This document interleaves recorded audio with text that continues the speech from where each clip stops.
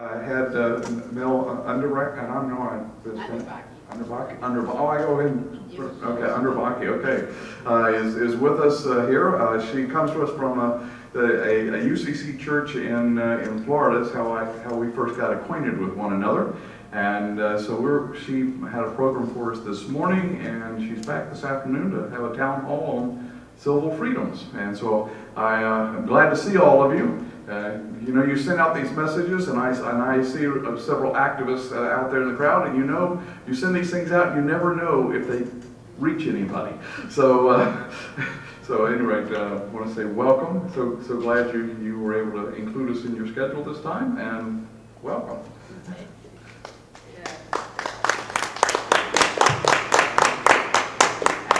Thank you very much, and I want to thank this Pastor Edens and this church for providing this wonderful place for this program.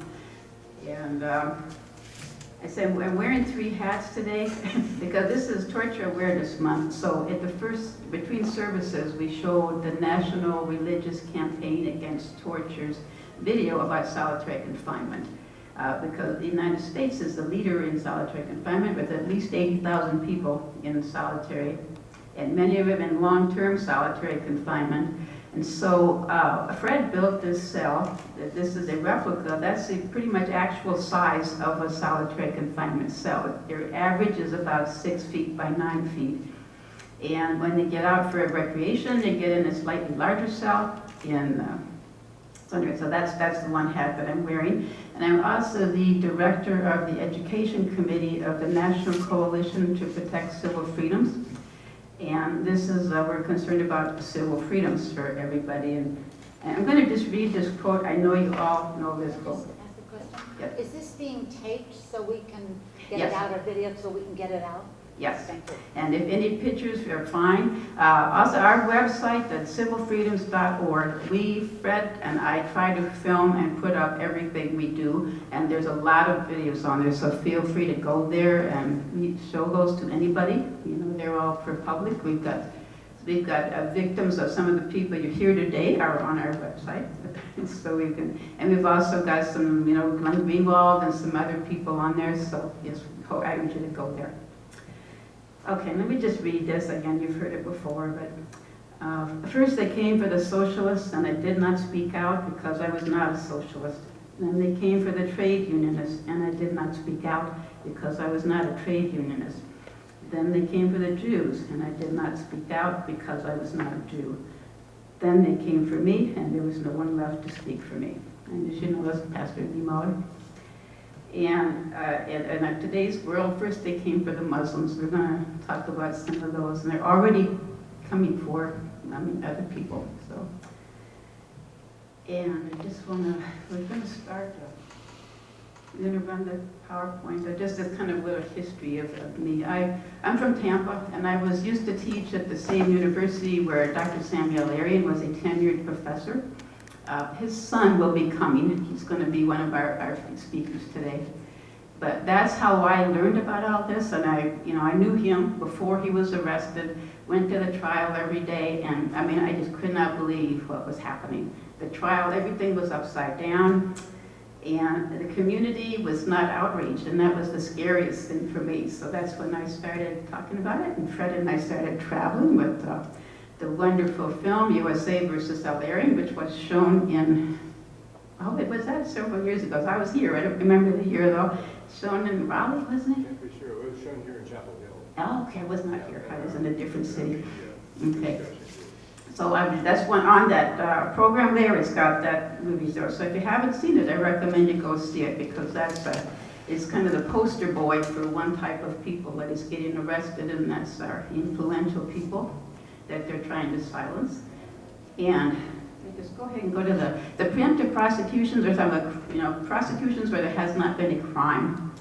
And this is my first, I'm not going to say much about these people. This is Sammy's brother-in-law who spent 3.5 years in solitary confinement because they wanted him to testify against Sammy so they could arrest Sammy. So that would have been a long time ago. When he got out of solitary confinement, he got deported, even though he had not done anything wrong. And the next slide is a picture of Sammy and family. And again, the jury found him not guilty, one of the jurors said, what would it take to convict him? He said, evidence. And Ron, the juror, the hero of Tampa. And again, he's still not free. He's still under semi-house arrest, and he's still, the prosecution, they're still trying to get him. So, and after Sammy, there's other people, the same kinds of things. Dr. Ashkar, the professor, Howard University, he did not commit any crimes either. He got acquitted, but he got sentenced under obstruction of justice laws, and he's got in prison for years. He still is in prison. And Belinda Moreno, one of Sammy's lawyers, went to the Holy Land case next. If you're not familiar with that, they were convicted of feeding hungry children in Palestine, basically. And there were 5 people there. This is Ghassan Alashi. He was one of the founders, and he was in his 50s. He was sentenced to 65 years. His family is coming up next. And then the next one, his youngest son, Omar, likes to hug. He tried to hug him goodbye one time when they parted, and Ghassan was not allowed any contact at all with his family for a year and a half because of that rule infraction. Okay, and this is a case, this was very much under the radar for me. This was one of the early entrapment cases, and these were people who had no intention of doing anything, but they got convicted of conspiring to blow up the Sears Tower, and you might have heard about them. It took 3 trials to convict any of them, but they finally did manage to convict all but one. And the one was acquitted the first trial, and he got deported, even though he had not committed any crimes. Okay, there's many cases, just some examples. Abu Ali was in college in Saudi Arabia. He got pulled out of class and arrested, tortured, and under torture he confessed to things. He got convicted based on his confession under torture that he was conspiring to assassinate George Bush. And he's in solitary, and he'll be there for life. He's in a supermax in Colorado now, unless we can change the laws, and that's what we want to do. And just another, she's from Pakistan. She was a scholar here and educated here, and just got caught up in all this. And she spent 5 years in Abu Ghraib. Bagram, out here. Okay, and she was tortured there when she got released. And go on to the. Okay, after that, she's now in Texas, in Carswell, Texas, in solitary confinement. She's been sentenced to 86 years. And none of these people committed any crimes. None of them did anything. And then you hear about the homegrown terrorists. This is your North Carolina homegrown terrorist cell in Raleigh. And this is what they were convicted of. Okay, was material support to unknown terrorists at an unknown time in an unspecified case. That's what they were convicted of. And they ranged from, the target of this got the least time of all, the one they wanted everybody else to testify against. And there's like 7 kids that are in prison for years from this. And you're going to hear from the mother of one of them. This is Ziyad. Okay, this is another one. And he was lured back with the promise of a job and an apartment, and he wanted money to buy a farm back in Kosovo, and he just got married and got arrested when he got back. And these are the other, and these are all kids in their 20s. Okay. And this is back, and I'm from Iowa, so this was in Rochester, Minnesota. These are refugees that wanted to, they were refugees, and they wanted help the people back home. They were sending clothes to refugee camps, and this is considered material support of terrorism. And they are both in prison now. Another case that we just, one of the things that NCPCF does is we have family conferences. We have a families committee, and this is where I met the Dukas, and they had 3 sons are now in prison for life. They was conspiring to do something, there's no evidence of any of this, but they said they were conspiring. I think you'll hear about them in the video I'm going to show, so I'm not going to talk too much about it. And Project Salam is one of the members of the NCPCF, and they have compiled, just go through, a list of people who have been, like, so they've been over-prosecuted. I mean, there's a lot of people. And as we travel around the country, we've been meeting them all. Everywhere you go, you meet somebody. And I think this was 2 or 3 years ago that I took this off their website. This list is growing. And at the time, there was over 400 names on it. And many of the people, if they're Muslims, they're in communication management units, which are very restrictive. They see their families behind glass, no contact visits, and all their communications are very restricted. And when they first formed, they were almost all Muslim. They brought in some people like Danny McGowan was in one for a while. He's an environmental activist because they needed balancers, because it looked like they were biased. So. And this is our positive end to my presentation of this. Another Tampa case, and I'm showing this one because I think it's important for people to get up there and speak out, because people in Tampa had learned a lot after Sammy's trial, because we had a very good reporter that reported every day, and that was, what's her name? Oh, Meg McLaughlin. She was with the St. Pete Times, and and the media was there every day, and they saw what was going on. So then when Youssef got arrested later, he was had fireworks in the trunk of his car, him and another student on vacation in the summertime, and looked suspicious. They're Muslim, So he ended up in jail for a year, and I think largely because of the media and the community, he was acquitted. And then the government tried to deport him, so he's back in another prison down in Miami. Again, he had the support of the community, and he was acquitted of that also. And that's like the first time in the history of this country that somebody got acquitted in both of those cases. So you activists out here, good job, keep it up, because I really think it made the difference in that case. Okay, and now we're gonna fly through some things. We showed a 20-minute video this morning about solitary confinement. So, torture in U.S. prisons. So I'm going to show you, and the one this morning was by the National Religious Campaign Against Torture. They're a great group. They're doing really good things. And this one is by the American Friends Service Committee, and it's only 5 minutes long. So we'll watch that, and then we've got a couple more things, and then we'll hear from Abdallah Al-Ari, who is coming. The bucket, the can, the box, the whole thing. Chiller. Vodka. Shoes. Oh, So let me just remind you, we have petitions that the National Religious Coalition Against Torture is collecting on that back table there. So if you haven't signed it yet, sign one. When they get 500 in a state, they go to that state legislature and try to change the laws. And they have had some success, so it's a good group to support. And also you can go in that cell back there. And actually there would be a back wall in a real cell, but we left that open so you could see inside, and the doors on the other end. So you can kind of get a feel for the size. And next I'm going to show this is about a 7-minute video that summarizes Sammy's case. And like I said, if you haven't seen USA versus Al-Arian, I urge you to go to you can watch it for free on the internet. But this will summarize it, and I'm going to invite Dr. Abdallah Al-Arian up to speak about the case now. This is Sammy's son. He's a former professor at Wayne State University, soon to be a professor at Georgetown in Qatar. So I'm really happy that he can come.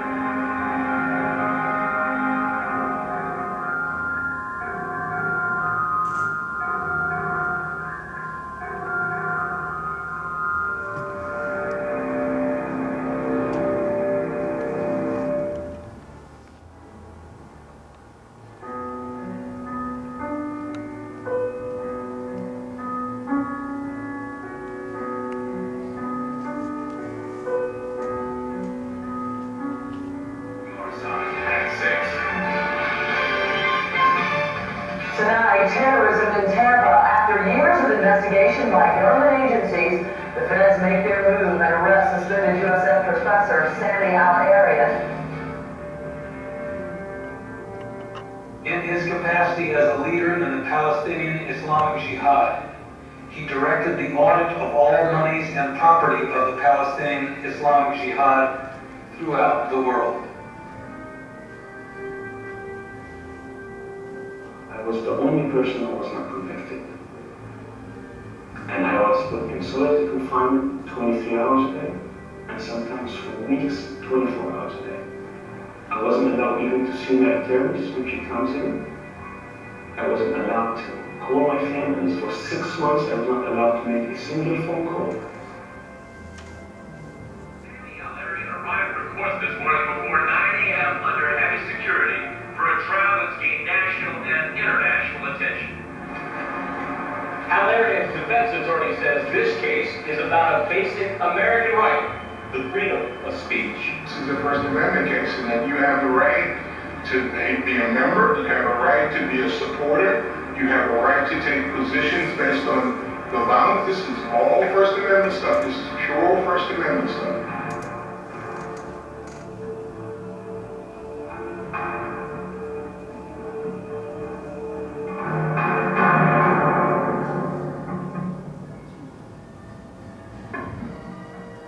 For 5 months, the prosecutors laid out in detail a case painting Al-Arian as the North American leader of the Palestinian Islamic Jihad. But as News journalist Steve Andrews tells us, once the government rested its case, so did Al-Arian's defense without calling one witness.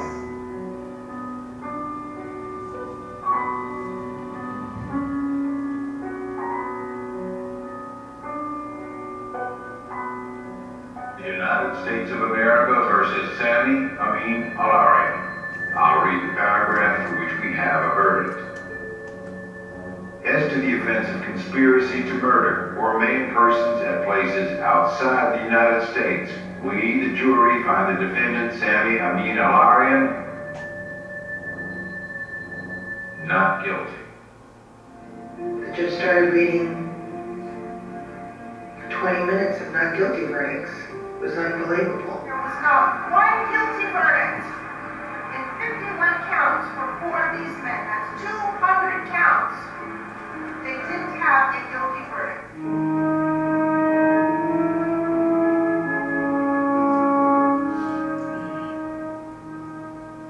Mr. Al-Arian was not directly linked to any of the violent acts that we showed during the trial.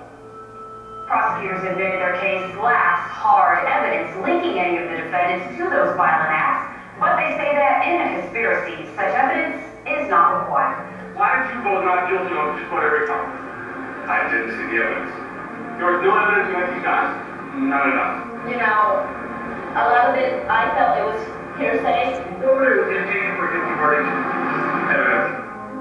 No tomorrow, no tomorrow. And I find it kind of funny, I find it kind of sad. The dreams in which I'm dying are the best I've ever had. I find it hard to tell you, I find it hard to take. When people run in circles, it's a very, very bad.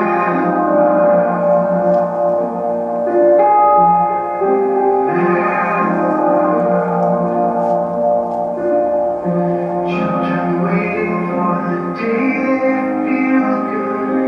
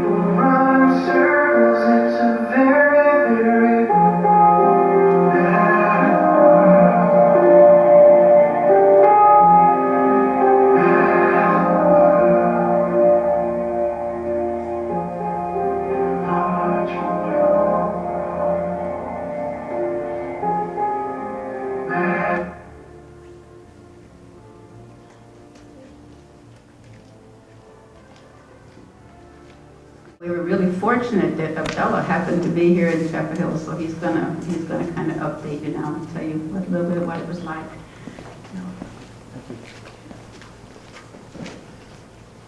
Thank you all for being here and for giving me this opportunity to speak to you here today.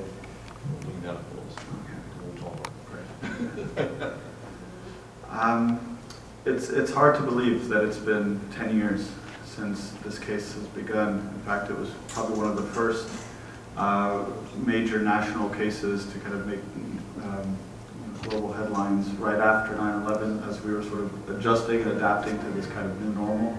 The situation in which people could be targeted because of their First Amendment protected activities, as was the case in my father's case. He was a very prominent political activist on a number of different issues, representing the American Muslim community primarily, but also on the Palestinian issue was the issue that, of course, he'd been targeted for, among other things. And he had been quite effective, and I think that was kind of part of this new surge in response by the government to a lot of effective activists who've been leading the way for American Muslim civil rights and civil liberties. And of course, given the new situation, there was this tendency on the part of the government to try as much as possible to rein in that activism and to make examples of certain people. And I think that was another thing to kind of to point out, is the fact that there was a hope that this would have a chilling effect on the rest of the community, on the broader national community. And I'm sad to say that unfortunately now, having this benefit of hindsight, we have seen some very negative consequences in terms of the way that these things have been ratcheted up. And we see this especially with some of the more recent cases. If you take our case is kind of one of the earliest ones that begins in 2003 and has yet to even really be resolved. We're seeing so many more cases sprouting up rather than people being able to actually fight back and put an end to this. Even with a new administration, a Democrat now who's been in office for nearly 5 years, and we're still not seeing any real significant changes from the Department of Justice, from the FBI, from all of the different state institutions that are actually responsible for the targeting of our activists. And of course, just from my family's perspective, this has been one of the most difficult things that you can ever possibly imagine to have to deal with in terms of just the day-to-day struggle of having to kind of make do after having lost our father. I have 4 younger siblings, all of them were at a much younger age, 10 years ago.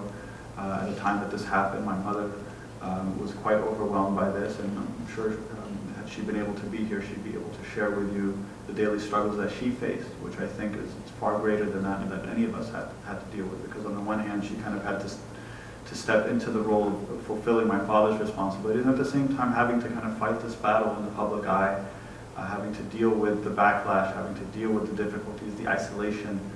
This isn't a country that historically admits or acknowledges the idea that we have political prisoners.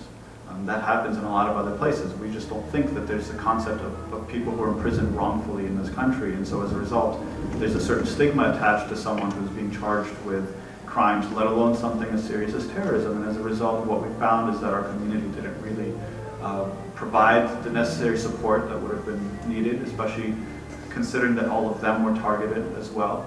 My father was part of a so-called conspiracy that involved at least 7 other families. 3 of them were put on trial along with him in this trial, in this case. He was the leader of a mosque, a leader of a school, a leader of a community, and all of those things were basically targeted at that same time in a way that were meant to kind of destroy a lot of the foundational work that was being put into our local communities. And I think that's the other lesson to take away from here, is that it's not just about individuals, it's not even just about families, it's about how we can exist as a community to be able to actually serve one another, to be able to have the organizations and the institutions that are able to kind of keep us going. And so we had so many challenges on a number of fronts, from the very basic day-to-day, having to visit him in prison given his conditions, some of which you saw reflected in the video. The idea that he was put in solitary confinement. He was transferred from the local facility in the city to a state penitentiary outside, or a federal penitentiary outside of the city of Tampa. It was an 80-mile drive each time for visits. Even within that high maximum security facility. He was still placed in solitary confinement, a place that convicted prisoners who are then punished for having misbehaved within prison. That's where they're placed, and he was placed there as a pre-trial detainee without having even yet been able to face the charges against him. And this was carried out for a number of reasons. It was made to kind of place immense psychological pressure on him and our family. It was meant as a sort of punishment to show the people that somehow this is someone who's really dangerous and therefore they should be humiliated and treated in this way. And it was also made to hinder his ability to defend himself, quite simply. I mean, they wanted to ensure that the chips were stacked against him as much as possible. In those 2 years before we even saw the inside of a courtroom to actually face the charges, he was almost never granted the freedom to be able to actually access the evidence that they were holding against him. Very limited access to his attorneys. Very limited access to basic supplies, pens and pencils and paper to be able to actually take notes and be able to actually conduct preparations for his own defense. And then, of course, the amount of humiliation that he was faced, strip searches, the constant raids of his cell, the constant taunting by guards, some of which were so severe that he actually filed complaints with the Federal Bureau of Prisons as a result of this. All of those things were made to kind of weaken him, weaken the family, the morale, and we faced small pieces of that on those occasional visits. Whenever we would actually have to then place ourselves within the confines of these prison walls, we would be subjected to a lot of these same things on a regular basis. And so it's, I think, quite telling that rather than the situation having improved with my father's case having begun in 2003, we've actually seen a lot more cases. And in his situation, at least, he was finally acquitted by a jury, at least of most of the charges. And then for the others, they couldn't reach a verdict, which resulted in the kind of resolution in which he had to sort of plea for something in order for them to actually let him go. The government ended up betraying its own promises to us at that time. They've now called him to testify in an unrelated case in Virginia. He's refused, not only on principle of not wanting to allow the government to do this to other people unfairly, but also because his plea agreement, actually, the agreement that he reached with the government, maintained that he would never be called or subjected to any further business with the U.S. government, that he should simply be allowed to leave the country, which is what the language of the plea agreement states, is that this would end, his sentence would end with his deportation. And so, as it stands, he's currently been released onto home confinement, so he's out on bail as he awaits the resolution of this other case that's been sort of brought out of nowhere. And the judge who's currently presiding over that case is considering whether the plea agreement, as we've argued, does actually shield him from being forced into testimony in other cases. And that ruling has been pending for several years now. We have yet to get any sort of resolution on that part of the case, and so things are sort of still at this standstill. And again, talking to someone who's been in this for 10 years as opposed to someone who's kind of going through it in the early stages, I mean, there's a certain fatigue that wears in, there's a certain exhaustion, that you feel that you have to keep fighting these things over and over and over again, constantly trying to bring about some degree of calm or peace in your life. That's something that unfortunately my parents have not been able to enjoy, even after his release, because of course he's not in a position where he's able to sort of move on with his life, to be able to work, to be able to provide for his family, to be able to sort of carry out the future of his life, as long as things remain pending, as long as there's still a Department of Justice that wishes to prosecute him and continue to place him in jail, long after he's been acquitted of everything, long after it's been proven that he was not guilty of any of the things that they accused him of. That this is something that is obviously deeply troubling, because we know that these are politically motivated cases. These are politically motivated charges. These are people who disagree with what he has to say, disagree with his form of expression, and as a result, they're trying to punish him for that. And sadly, I think it's fair to say that we're seeing a lot more of those kinds of cases nowadays. We're seeing it across the board for all the attention that we're seeing surrounding intelligence leaks, surrounding what's happening with other people who've been detained, with some of these entrapment cases that we've probably heard a lot about. We're seeing that the government, if anything, is stepping up its aggressive tactics in the way that it actually pursues these cases, rather than actually stepping back. And so we're seeing it being targeted against young people. I mean, as recently as a couple of months ago, an 18-year-old in Chicago was also targeted through one of these entrapment cases, and now he faces a trial in which he faces a prospect of spending the rest of his life in prison. And so he's not, that's not unique. Unfortunately, that's become kind of the rule, is that we're seeing that a lot of people with whom the government disagrees are going to be targeted as a result of it, the fact that there don't seem to be any real consequences, right? That we are trying now, at least, finally, in the last few years, to mobilize a real national campaign around these issues. Luckily for us in Florida, we had a very great local active community, a human rights committee that came together, that decided that they wanted to stand up for this case, even when the broader American Muslim community was sort of shying away from it, was frightened by it. And as a result, I think it did make a difference, because people were becoming better informed. And so when you hear the testimony of what some of the jurors were saying after the trial, I think this is in large part because they saw that there was this support. They saw people showing up in the courtroom every single week and sitting in the back and demonstrating their support, just sitting there silently observing what's going on in the trial. And I think we have to sort of cling on to the few things that remain to us that continue to actually enable this country to still maintain some of its defining principles. The concept of a free and open trial to a jury by your peers, I think that's something that is the last sort of wild card, the last factor that has yet to be completely controlled. Not to say that there aren't attempts to do that. We had a very, very aggressive media campaign in our case in Florida that lasted for the preceding decade before this case even came to trial. And so there was an attempt to try to shake people's minds, and you saw it even with some of the limited news coverage that appears in the film as well. That there was an attempt to try to make sure that people's minds would be made up far before this case would ever reach a jury. There's also attempts to intimidate ordinary citizens and ordinary people, raids on people's homes and offices and trying to sort of silence them. Again, I think there's strength in numbers, and the more that people become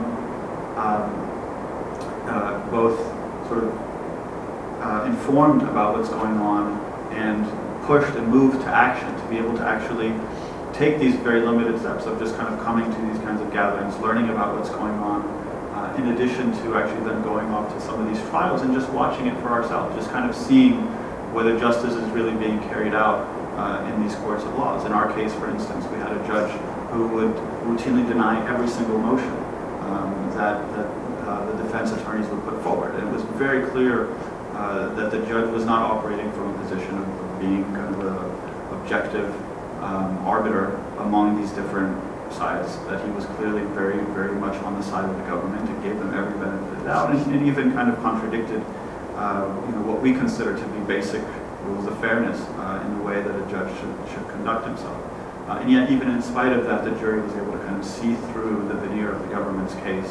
And I think that's the one thing that we sort of hang on to, is both the conduct of the jury, in addition to the friends and the people of conscience who sort of stepped up, stepped forward, and were able to kind of make their presence felt, both in Florida, but even increasingly, at least now, as we're seeing on a national level.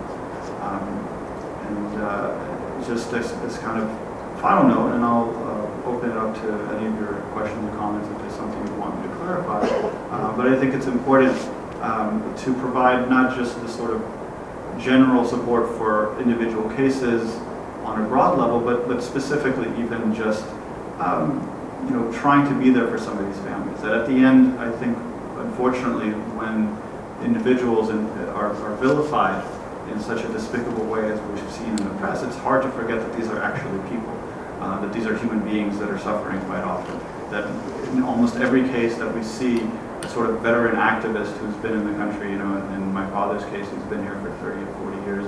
In many other cases, there have been others like this, that they're usually family men, that they usually have wives and children, and they have families who are now dealing with the loss of their loved one, dealing with the loss of their main breadwinner. And so as a result, even just as a kind of on a human level, it's important, I think, to kind of try and connect with people who are really just suffering on that basic level, without even necessarily getting into the details of the case or trying to worry about what is or isn't true, just as to kind of reach out and show that a lot of these families that they're not alone, that they're not forgotten, that they're not going to be abandoned at a time that they're facing things that none of us could even really that no one else could necessarily be able to imagine. I think some of the difficulties and challenges, and I think about that all the time when I hear about new situations that are coming up all the time. And I wish that our case was kind of a model for others to be able to follow in some cases, but I think the government has also learned from its failures to prosecute in our case, its failures to sort of really isolate our case from the broader community. And I think a lot of that had to do with the fact that, in our case, my father had built very strong relationships and strong working relationships with a lot of people, with a lot of different communities around the country, but also specifically in Florida.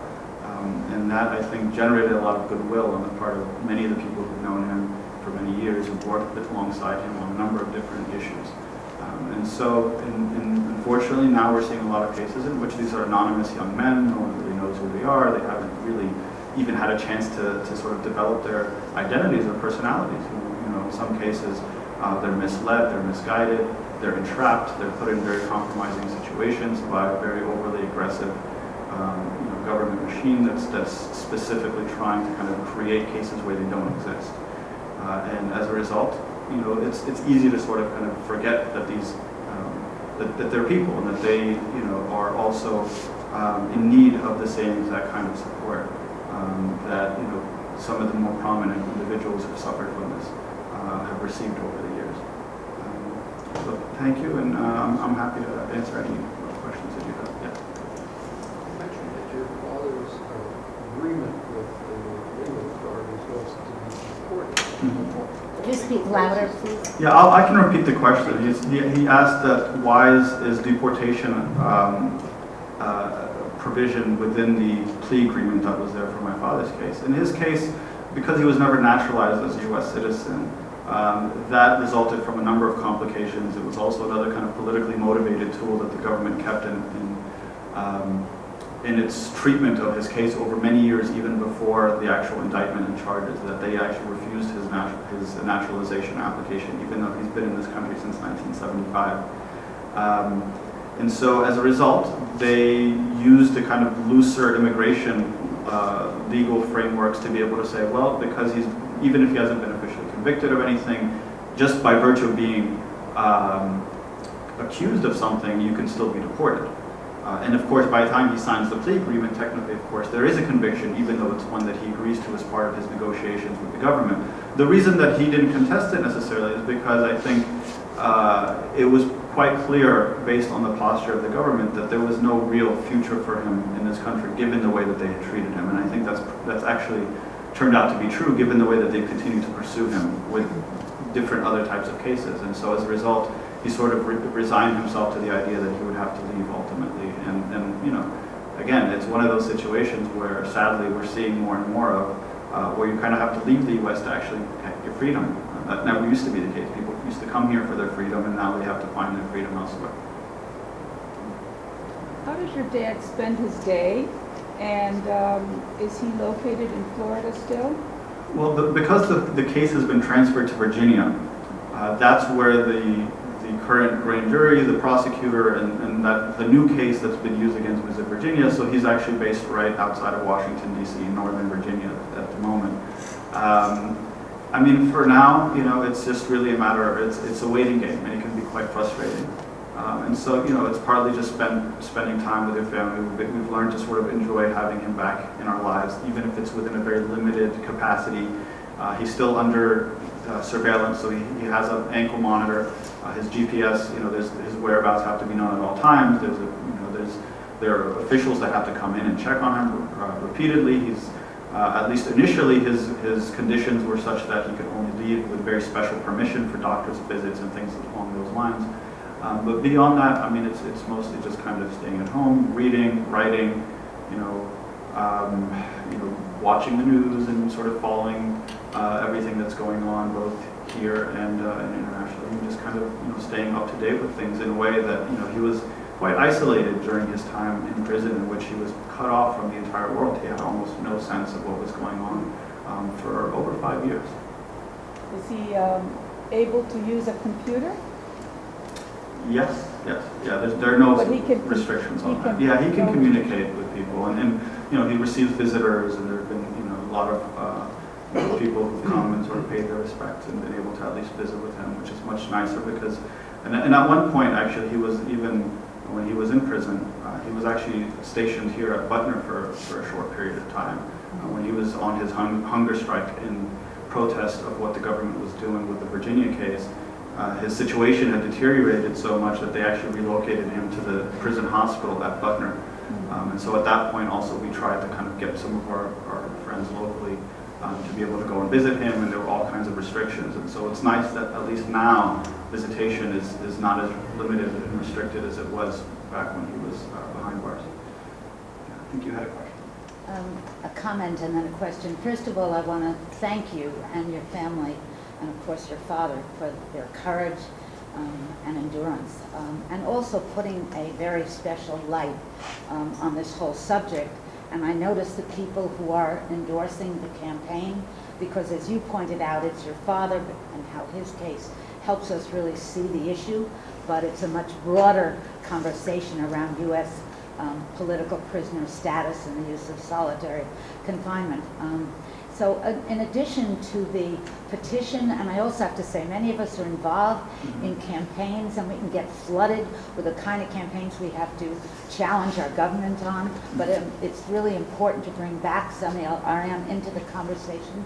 So aside from the petition and getting on the website, are there any I hesitate saying this, but any other, are there any congressional leaders that are interested in exposing this, hearings, just some of the other actions in addition to the petition on the table that we can share with our friends and get involved in? Yeah, I mean, I think it's definitely important to stay as engaged as possible with the latest developments. Of course, as I said, there's been several years now in which there hasn't been a court ruling on whether these charges should be dismissed based on the defense, our argument that he simply should not have been forced to testify in this way, or whether, if the judge rejects that argument, then we could actually be still facing another trial on criminal contempt charges. And that in itself obviously is going to be a monumental uphill battle to try to be able to sort of, to once again go through the whole ordeal of being through a trial. And I think it's important for people to kind of, although there's been a sort of lull in the activity around this case, for people to sort of be kind of on alert for that when the moment does arise in which, we need people to kind of come in and show their solidarity in the courtroom, to be able to write letters to the judge in that event, or at least write letters to the Justice Department. I mean, the Justice Department continues to basically hold the keys to this case. I mean, they could just as easily dismiss those charges if, if they wanted to. There's really nothing left in it for them beyond mere revenge. I mean, I think that's really what this case is about. They're upset that they lost the case in Florida. They're trying to exact their revenge in Virginia. And I think that's something that we should call attention to. It would be great if the Judiciary Committee in Congress could get involved as well. There's been some discussions with them over the years, I know, but again, we're living in a very difficult time in terms of actual congressional action or even action on the part of the Justice Department or any agency. Because I mean, I think this is the problem, is that when the political party that's supposed to stand up for these kinds of abuses is the one that's currently actually in power, and it's allowing them to kind of go and check, who do you turn to? I mean, the opposition is even worse, as we've seen with the Bush years, and yet now we're still in a situation where it's hard to assume that John Conyers or anyone else is going to somehow declare themselves in opposition to what Eric Holder is doing at the Justice Department. It doesn't mean that we shouldn't continue to try. I think it's still very important that our voices are heard, that people continue to kind of write and contact their local congressmen as well as the members of the Judiciary Committee and say that, we've learned about the atrocity of what's happened with this case and the travesty of justice in this and many other cases, but specifically this one, because it's gone on for 10 years and there's no end in sight, there's no resolution. Let's bring it to a close. Let's put this case behind us. Why are we inheriting, the travesties of the Bush Justice Department and continuing on completely unchecked without any sense that we should revisit perhaps some of the excesses, some of the abuses that the prior Justice Department was committing. Can I just follow up?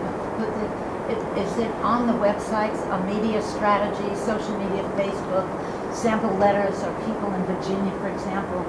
Because it was very compelling in the film that how he was vilified by the media before the trial, well before the trial. Yeah, I mean, there's been a lot of coverage, not recently because there hasn't been any activity around the case, but before that there was a tremendous degree of media coverage on both sides, people who obviously were completely in the sort of,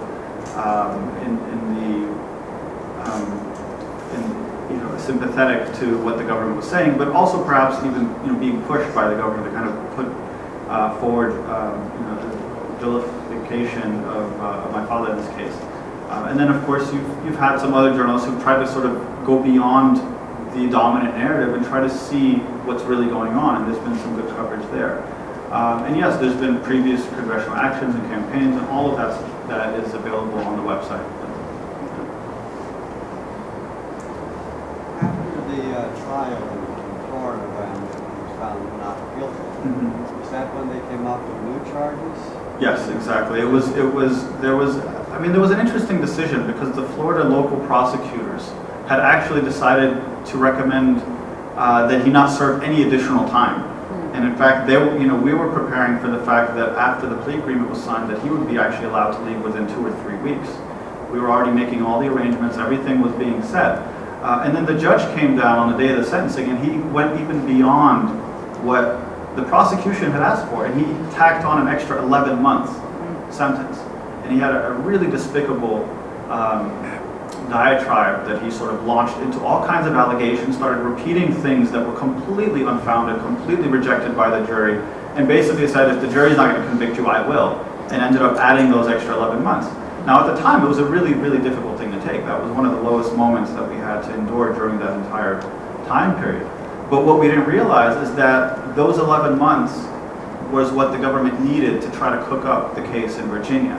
And so again, I don't think it's too far of a stretch to say that this was in some way perhaps coordinated, or at least that this is the time that they needed in order to be able to then issue subpoenas, to be able to bring him to Virginia, to then process the new grand jury, and then to kind of establish the new case.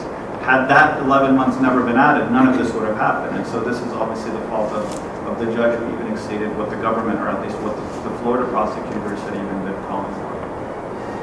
How about his, he had a defense attorney or a public defender? Or what he had? Yeah, he had regular defense attorneys. And there's no legal law ruling that you can't be held when you have been acquitted of all the other stuff? Well, I mean, we've tried we've appealed to the 11th Circuit, we've appealed to the 4th Circuit on a number of different issues.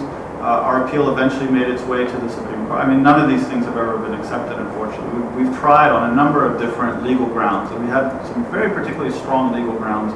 There were some issues that we felt the Supreme Court really should determine, because the way that they would decide on those issues would actually have a great deal to say about a lot of other cases that have come since then. No one wants to touch it. They've upheld everything that's been done so far, and in the end, you're sort of at the mercy of the judges or whatever sort of judicial culture exists at the time. Now apparently it's quite conservative, especially on national security cases. We've seen very few good rulings on these kinds of cases. I'm curious about the effect of your father's case on you and your siblings and your relationship with the U.S. government. I mean, the effect hasn't been very direct as far as I know. I mean, there hasn't been any sort of fallout from that that's affected us personally in that way. Not to say that we weren't affected throughout the investigation. And so, I mean, again, when we're hearing nowadays about, massive spying and wiretapping and collecting of data, I mean, it's hard to think that, this is not actually something that's new. That the government in this case was doing full-scale surveillance of our family for about 9 years. Recorded every single phone call. They had 120 different phone lines, I believe, that were tapped throughout the course of this investigation that involved pretty much, people who were widely within the community. There was something in the discovery, the in the evidence, there was something like 21,500 hours worth of tape-recorded conversations. Just to give you a sense, if you were to start playing them now, it would take you several years to get through all of them. And that was accumulated over a course of 9 years. And so again, that's obviously full, complete invasion of privacy, not just beyond just our family, but even within our community, within friends, within associates, colleagues. I mean, that's just something that I think sadly has become a new reality now, that it was very rare and strange when we were experiencing it earlier on, and now I think it's just become this new normal. And sadly, I think it's people are sort of accepting it or making their peace with it. I don't know that it's necessarily the right way to go. I think there's still, just because it's not surprising doesn't mean that it's still not shocking in another sense, meaning that it still should kind of go against kind of what we basically believe about the role of the government should be. Thank you very much. I really appreciate you giving me this opportunity.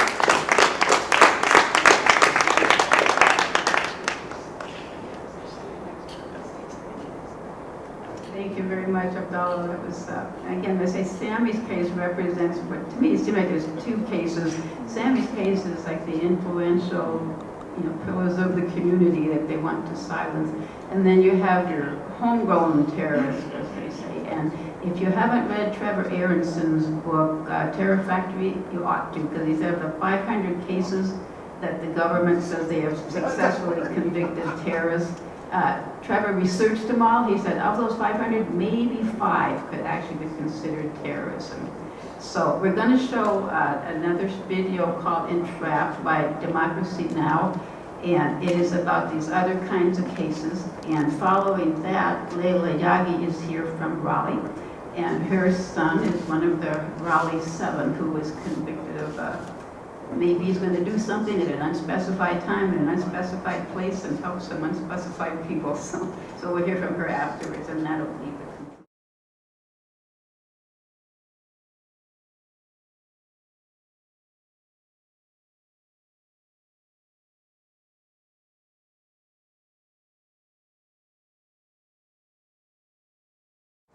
My name is Laila Yaghi, and I'm the mother of Ziyad Yaghi with Raleigh 7. I would like to thank all of you for coming. I really appreciate that. There's just some points I want you to think about. My son is put in jail for no reason, simply because the government's objective is to create a fear among the American public. And when this fear is created, then many acts are passed, such as the Patriot Act, the NDAA Act, and the NSA Act, which all take our freedom away from us. The whole idea of my son being in jail is not because of right or wrong, or that he might be in the future in an unspecified time and in an unspecified place, maybe when he's 9 years old, because of his name and religious belief might hurt someone. But to keep the American people worried about that there are terrorists in the United States, and that's okay if our rights are taken away and our Constitution is altered. So now that my son is in jail, the one who did not harm anyone or intended on harming anyone, America is so much safer, and yet the one that they call the ringleader got almost half the time of what my son has got. And his kids will be out in a year or two, but now they are not terrorists because they took the plea deal. So if you take the plea deal and prove to America that you are a terrorist, which is the government's objective, then you're no longer a terrorist and will be out in no time. But if you don't take the plea deal, then you spend most of your life in a max security prison and will be harassed by the guards and treated as a terrorist and put in solitary confinement most of the time, and will not be able to talk or communicate with your loved ones. And all your phone calls will be monitored and recorded. So you cannot even complain, because then you'll be treated much worse if you complain. But then if you again took the plea deal, then you'll be in low security and will be treated much better and will no longer be a terrorist or a threat to anyone, and the guards won't harass you, of course. I just wanted you guys to think about what I said, because I usually talk about what happened to my son, and a lot of people now know that my son has been convicted of material support and conspiracy just because he went overseas to visit his father's homeland. We are American citizens. My mom is white American, and of course, my father is Palestinian American. So now you know why we're in this situation to begin with. So I want people to imagine, just look at that cell over there, and try to be there in just one day, okay? Just one day. Even if you have internet, access to phone, and whatever, you're gonna go crazy after just one day. Of course, they had my son in that condition most of the time, pre-trial, about 2 years, because they wanted him to take the plea deal. So if he takes the plea deal, then of course he's not a real terrorist anymore, and he'll be out in no time. But because he did not want to take the plea deal, because part of the plea deal was to testify against other people falsely and lie. So he refused to lie, and that's why he got 31.5 years. And of course, he's always harassed by the guards and called a terrorist and mistreated, and for the simplest reason, he will be put back in that tiny cell. So for almost 4 years now, I've been enduring that kind of treatment, okay? Because my son, of course, is part of me, and when he's in pain, of course, I'm in pain. But because I am a single mother, I still have to get up and work. During all the commotion, during all what happened to me, I had to get up and go to work. And to tell you how desensitized human beings have become, I'll be at work, and my kids will be streaming, okay, and I'm handing the customer their food, okay? I'm a college educated, but I could not work in my field as a teacher at the beginning because of what happened. I had to quit. So I started working in a restaurant, and all the people, including my co-workers, were so desensitized about what happened to us. So as a customer comes in, okay, I'm suffering from post-traumatic stress disorder, of course. My tears will be streaming, and the customer won't even pay attention to what's going on. And I'll hand the customer their food, and they'll just go on about their daily life.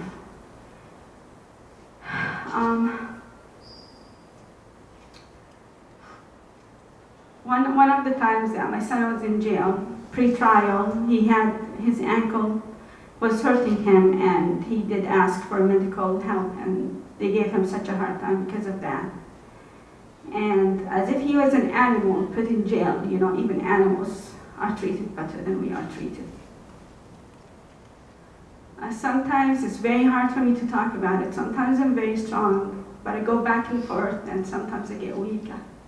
See how that has really affected on me. It's very hard on me because I'm very sensitive to human pain. So not only just my pain and what's going on with my son, but other people's pain. If you can join me on Facebook and under Laila Yaghi, and also please support Ziyad Yaghi. And also I have a website that's www.freeziyadyaghi.info, and it talks about what's going on. I have poems up there that I wrote for my son and how I'm feeling about him and all that stuff. But the thing that I could not fathom is why did this happen to us. I still can't understand it. I mean, as you see, we're just a normal American family, and we never even talked about politics. During the whole time my son was growing up, I didn't even mention politics. So I'm not sure, if this is enough what I'm talking about or not, but if you have any questions, I'm here to answer. Is there anything you want me to talk about now?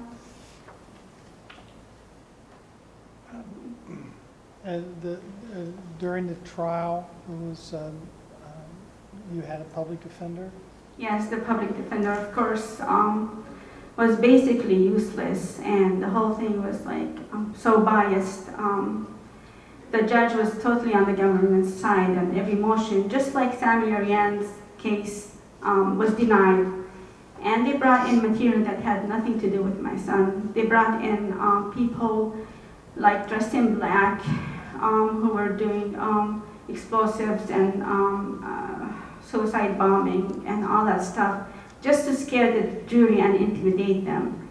And they brought in like 700 hours of tape recording of what the ringleader was saying that had nothing to do with my son, the one they call the ringleader, which my son's total association with this guy was probably not more than 24 hours in total.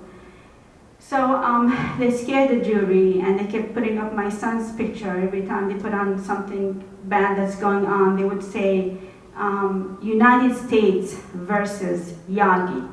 So they're brainwashing the jury the whole time. And basically the 700 hours of the tape recording was very, very boring and was very, very unclear. So really nobody could hear what the defendants are saying. Again, my son was not in any of these tape recordings. But the prosecutors, for them, in order to make things sound real, or talk about violent jihad, they handed the jury transcripts that were filled in by the prosecutors themselves. So for instance, if somebody's saying, I would like to thank you all for coming, it would be something like, if you can't hear coming, I'll thank you all for coming here for violent jihad, just an example how they would substitute words. And when the jury reads that, of course, in their mind it's going to be ingrained that these people are going to do some kind of act of violence jihad. There was no evidence against my son except hearsay. They paid people, they paid informants and stuff like that.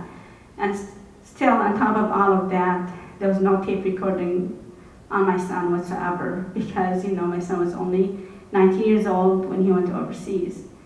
The FBI kept on harassing my son and me, especially my son, asking him to say something about the ringleader, as if they want him to lie. So if you lie and you're dishonest and you're immoral, then you're on the government's good side. If you decide to be honest and endure pain just so you won't hurt anybody, then you're going to be put for life or 31.5 years.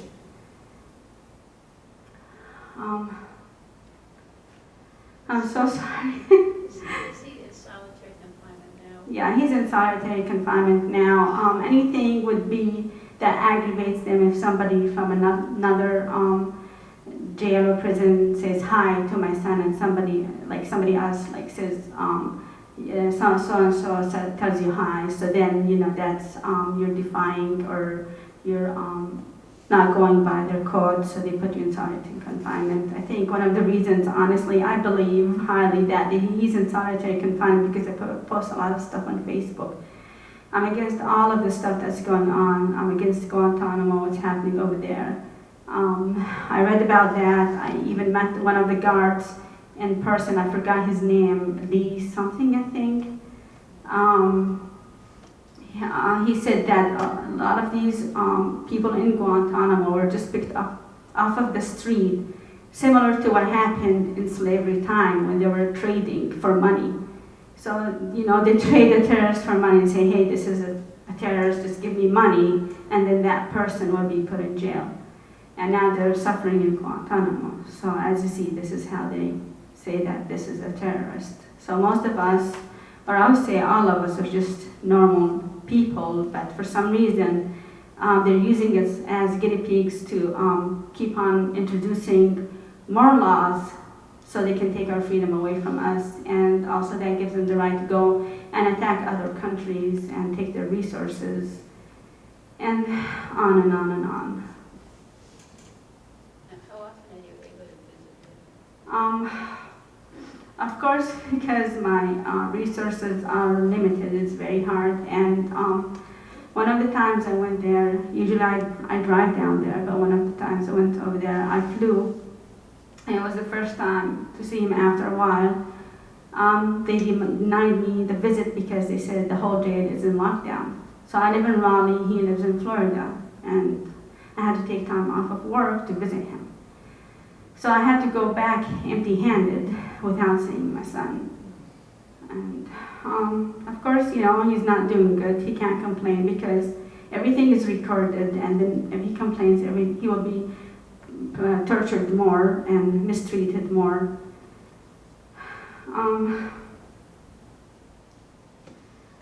before also pre-trial, they had him starving most of the time. They won't give him enough food. And of course, he doesn't complain to me, but a friend of mine who's around his age told me that one time he called her and he said that he's starving most of the time, but don't tell my mom because I don't want her to suffer, and because he loves me so much and he cares about me. Also, the way they arrested him was so inhumane. He was swimming in our apartment complex. He had marinated the chicken. He was trying to surprise me when I come back from running an errand for an old lady. And he mopped the kitchen floor. And I came back and found his cell phone next to the computer. And I got worried because he wasn't there, but his cell phone was there. And a couple hours later, the same lady that I was running errands for called me and told me, did you hear what happened to your son? And I asked her what had happened, and she told me that he got arrested. And because she's old, I thought that she was just probably hallucinating or something.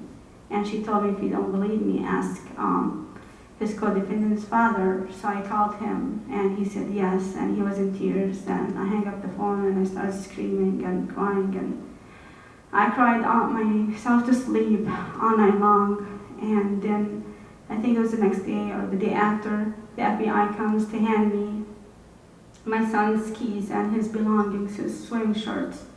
And I asked him, why is he doing this to my son, and why is he doing this to us? And he said that there's some piece of the puzzle missing, and if we pressure your son and his friend Omar Hassan, if we pressure them enough, then they will say something against the ringleader. So they think that if they put my son in jail for 2 years or something under harsh conditions, that somehow they're gonna go and say something against the one they call the ringleader, who really didn't do anything either. So I told him, I escorted him to the door, and I told him that he needs to leave, and I told him that I hope that that happens to him and his son one day too, because he had put us through this for years. And then while he was there, my son had called, and I told him I had to go and to call me later.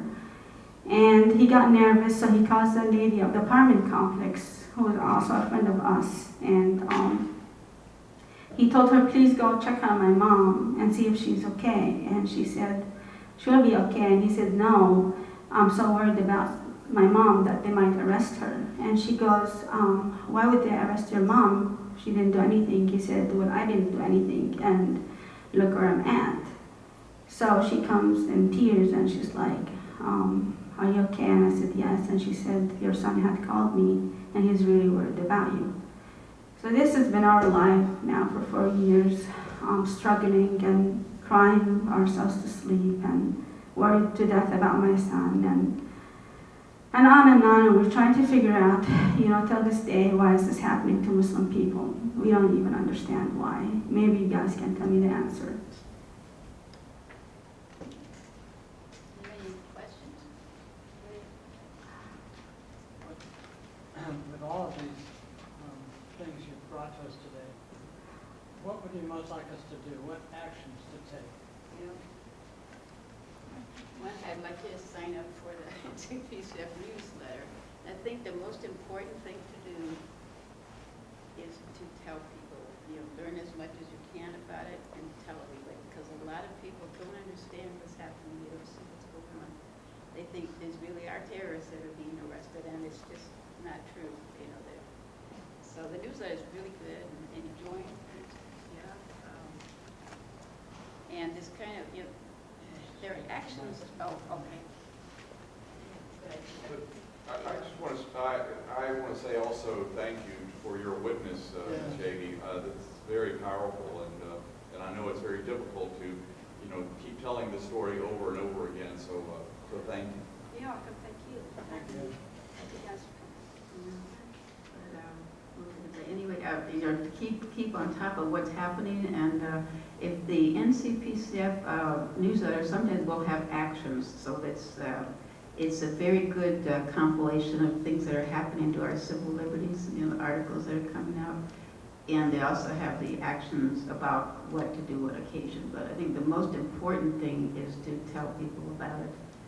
Learn about it, tell people about it. I mean, these cases here in Raleigh were just horrible. These are like 7 innocent people that's going to spend most of their lives in prison.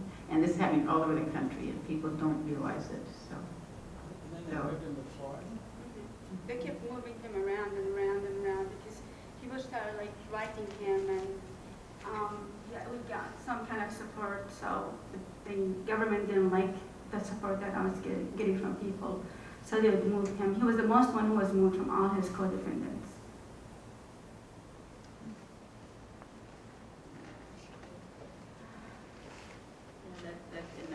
A lot of these cases, like you're up on our cell over there, their families are maybe 2,000 miles away. And if they go to visit them, they can maybe see them for 4 hours. And so it's just that the Muslim prisoners are not treated like the other prisoners are. They're just, it happens to almost all of them. So I want to thank you again, Pastor Edens, for letting us come here. Thank you. You're the one that came from Florida, Yeah, so thank you. And then thank you all for coming, and I hope to see you again. Thank you. I thank Mel so much for publicizing these cases. She and Fred have worked tirelessly to spread the word and spread awareness to people.